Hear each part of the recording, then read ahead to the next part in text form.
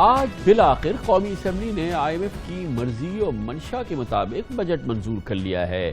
آئی M F programme کی بحالی اور فنڈز کی فراہمی سے پہلے شہباز حکومت کو آئی ایم ایف کی تسلی کے لیے کئی ترامیم کر کے اس بجٹ کو تقریباً نیا جنم دینا پڑا ہے۔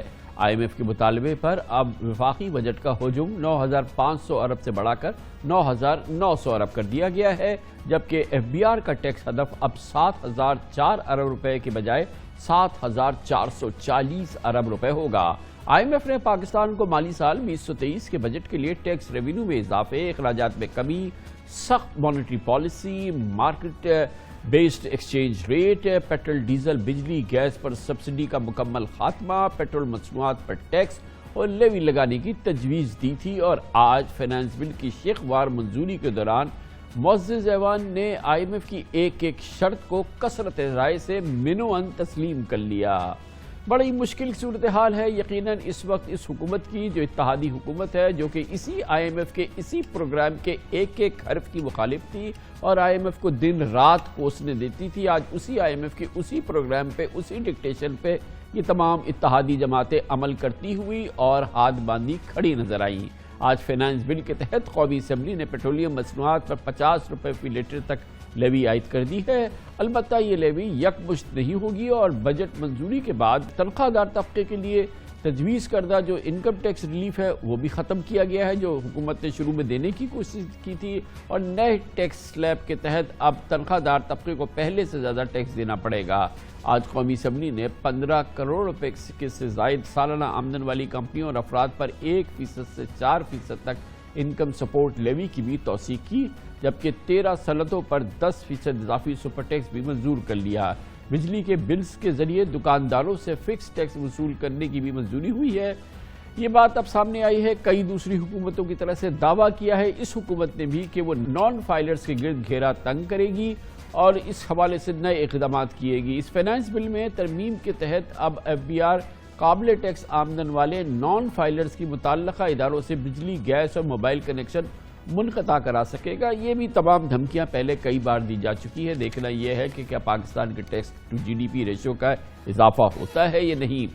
اس نئی اور امپورٹنٹ آج کی اس پیش رفت پہ بات کرنے کے لیے ہم نے دعوت دی ہے پاکستان کے ممتاز سینئر صحافی، باخبر صحافی، معاشی اور کاروباری امور جناب شہباز رانا ہمارے ساتھ موجود ہیں۔ بہت بہت شکریہ شہباز صاحب۔ یہ بتائیے گا کہ بالآخر تمام مراحل سے عبور کرتے ہوئے آج یہ فائنانس بل پیش ہو گیا ہے، اسمبلی نے اپروو کر دیا۔ آپ کی کیا خبریں ہیں کہ ایکچولی آئی ایم ایف کی اب مکمل تسلی ہو گئی ہے، اور وہ جو کل انہوں نے ہمیں جو ایم ای ایف پی دیا تھا اس پر ہم نے عمل کر لیا ہے، گویا کہ یہ مرحلہ آئی ایم ایف کی تسلی اور یہ تمام چیزیں آج وہ پورا ہو گیا ہے؟ جی بسم اللہ الرحمن الرحیم۔ کامران خان صاحب، ابھی ابتدا ہے، ابھی یہ اختتام نہیں ہے۔ بجٹ جو آج پاس ہوا ہے وہ ایک شرط تھی، اس کے علاوہ بھی اور کئی شرائط ہیں، لیکن یہ بہت بڑی شرط تھی اور یہ بہت بڑا قدم تھا جو وہ آج انہوں نے لے لیا ہے۔ اس کے اندر تھوڑی سی اور تبدیلیاں ہوئی ہیں۔ جو بجٹ کا سائز تھا وہ بھی غالباً 9,600 ارب روپے کے قریب ہوگا، اور پہلے جو انہوں نے 7,440 ارب تھا ٹیکس ہدف جو ایف بی آر کا، وہ اب 7,470 ارب روپے، اس میں بھی مزید انہوں نے 30 ارب روپے کا اضافہ کر دیا ہے۔ اب یہ جو بجٹ پاس ہوا ہے یہ آئی ایم ایف کو یہ لوگ ٹرانسمٹ کریں گے۔ آئی ایم ایف جو ہے اس کو ریویو کرے گا اور دیکھے گا کہ جو draft memorandum for economic and financial policies کل پاکستان کو آئی ایم ایف نے دیا ہے، کیا یہ جو بجٹ ہے اس کے عین مطابق ہے۔ پہلا ڈرافٹ حکومت پاکستان کے ساتھ شیئر ہوا ہے، اس کے اوپر حکومت اپنی ورکنگ کرے گی اور اس کے بعد آئی ایم ایف کو وہ رسپونڈ کرے گی، لیکن اس ڈرافٹ کے اندر کچھ نئی شرائط ہیں جو کچھ تو ایکسپیکٹڈ تھی، پتہ تھا کہ یہ پرائر ایکشنز بنیں گے، جیسے بجلی کی قیمتوں میں ایک اضافہ ہے، وہ انہوں نے اس کی ایک پرائر ایکشن لگا دیا۔ یہ شرط ہوگی پاکستان کا کیس بورڈ میں لے کے جانے کے لیے کہ پہلے یہ اضافہ ہوگا 3.5 روپے پلس فی یونٹ جولائی سے، پھر آنورڈز، تو اس کے بعد پھر یہ جائے گا۔ دوسرا جولائی ہی میں 10 روپے پیٹرولیم لیوی پیٹرول کے اوپر، اور پھر دوبارہ اگست میں 10 روپے پیٹرولیم لیوی پیٹرول کے اوپر، 5 روپے پیٹرولیم لیوی ڈیزل کے اوپر فی لیٹر۔ اس کا کابینہ کا اپروول چاہیے ہوگا، جو اگست کی ریکوائرمنٹ ہے پیٹرولیم لیوی والی، کیونکہ پاکستان کی ماضی کی یہ ہسٹری رہی ہے کہ پاکستان نے ماضی میں وعدے کر کے بھی وہ پیٹرولیم لیوی اس طریقے سے نہیں لگائی۔ شوکت ترین صاحب نے وعدہ کیا تھا، وہ عمل درآمد نہیں کیا، تو اس کو انہوں نے پرائر ایکشن ایک بنایا ہے۔ دو اور نئی چیزیں آ رہی ہیں سامنے، جس میں ایک تو ایشو ہے آپ کا کہ جو پیٹرولیم پرائسز ہیں اس کو اب آئی ایم ایف چاہ رہا ہے کہ پاکستان اس کو ڈی ریگولیٹ کر دے. اس کے اندر سے جو ایک قیمت مقرر ہوتی ہے ہر 15 دن کے بعد، حکومت کا جو کردار ہے وہ اگلے 6 ماہ میں ختم ہو جائے. دسمبر تک حکومت ان پرائسز کو مارکیٹ کے اوپر چھوڑ دے. اور پھر جو ایک اندر تھنگ جو سامنے آ رہی ہے کہ ایک اور شرط وہ یہ ہے کہ جو پاکستان کے اینٹی کرپشن کے جو قوانین ہیں ان کا ریویو کیا جائے، ٹاسک فورس بنائی جائے، اور اس کے حوالے سے کوئی آئی ایم ایف کو سیٹسفیکشن چاہیے. تو یہ وہ شرائط ہیں. پھر اس کے علاوہ مانیٹری پالیسی کیا آئی ایم ایف تھک گیا بار بار یاد دلاتے ایس او ایز اور پرائیویٹائزیشن وغیرہ جو ہے اس پر کوئی اس انداز کا فوکس نہیں ہے. حالانکہ حکومت مجبور تھی، اس سے شاید آئی ایم ایف زیادہ بہتر طریقے سے کرا سکتا تھا، مگر ہر پروگرام میں 23 پروگراموں وہ کہہ کہ شاید تھک گئے یا کیا وجہ ہے؟ دیکھیں ابھی چونکہ خان صاحب یہ پہلا ڈرافٹ ہے اور ڈرافٹ بھی مکمل طور پر سامنے نہیں آیا. آئی ایم ایف نے ایک لمیٹڈ اس کی ایکسیس دی ہے حکومت پاکستان کو بھی، اور مکمل ابھی تک ڈرافٹ نہیں ہے. کچھ اس کے اندر ایسے ٹیبلز ہیں جو صرف اسٹیٹ بینک آف پاکستان کو بھیجے گئے ہیں. یہ ایک عجیب ایک پاکستان کے اندر ایک سلسلہ شروع ہو گیا ہے. پہلے اسٹیٹ بینک آف پاکستان اور وزارت خزانہ ایک جگہ پہ بیٹھ کے مذاکرات کرتے تھے، اب وہ آپ کو ایک ٹیبل کے اوپر بیٹھے ہوئے نظر نہیں آتے. اب لگ گیا اس طرح کہ State Bank of Pakistan direct I M F سے ہے، اور اس کی جو چیزیں ابھی تک حکومت کے ساتھ کل تک شیئر نہیں کی گئی تھی، شاید آج یا کل اس میں کچھ مانیٹری پالیسی کے حوالے سے کوئی اسٹرکٹ کنڈیشن ہے یا ان کی جو ایکسپیکٹیشن ہے مانیٹری پالیسی کے حوالے سے؟ ہاں صاحب، چونکہ وہ جو ایم ای ایف پی سے جو ریلیٹڈ ہے part state Bank of Pakistan کا، وہ وزارت خزانہ کے ساتھ شیئر نہیں کیا گیا، تو اس کے بارے میں حتمی طور پر ابھی کچھ نہیں کہا سکتا کہ جو انٹرسٹ ریٹ میں انکریز ہے، شرح سود میں اضافہ، وہ ہوگا یا نہیں ہوگا. لیکن ایک جو آپ نے جو پرائیویٹائزیشن والا کہا تھا، جو اسٹیٹ اون انٹرپرائزز کے قانون ایک پارلیمنٹ سے پاس کروانا ہے، وہ پہلے بھی جو پچھلا جو ڈرافٹ تھا یا فائنل جو ایک ایم ای ایف پی تھا اس کا وہ حصہ تھا. تو وہ کسی نہ کسی صورت میں ابھی بھی موجود ہوگا. نہ صرف وہ آئی ایم ایف کا حصہ ہوگا بلکہ ورلڈ بینک سے بھی ہم نے کچھ قرضے لینے ہیں جو بجٹ سپورٹ کے لیے، اس کا بھی وہ حصہ ہوگا.